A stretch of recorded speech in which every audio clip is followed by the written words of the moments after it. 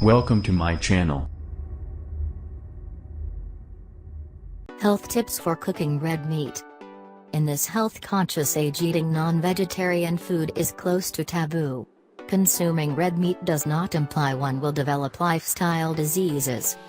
It depends on the cut of meat, the quantity and hygiene that one follows while preparing red meat.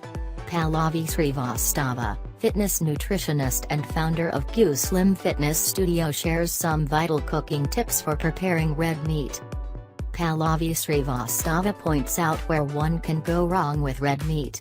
She states, red meat comprises mutton, beef and pork, but also includes processed meat like sausages and bacon.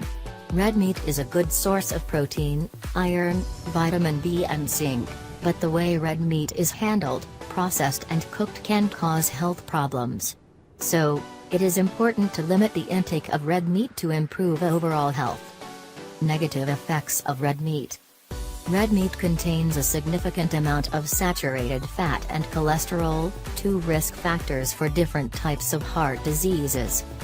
Processed meats have high levels of sodium. Sodium can raise blood pressure, which in turn can increase one's risk of stroke and heart disease.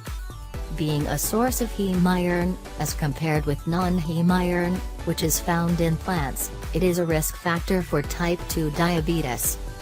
Eating consumption of red meat may increase a man's risk of prostate cancer. Tips for cooking red meat. 1. You should choose the leaner cuts of the meat for a good amount of protein and lesser amount of saturated fats. 2.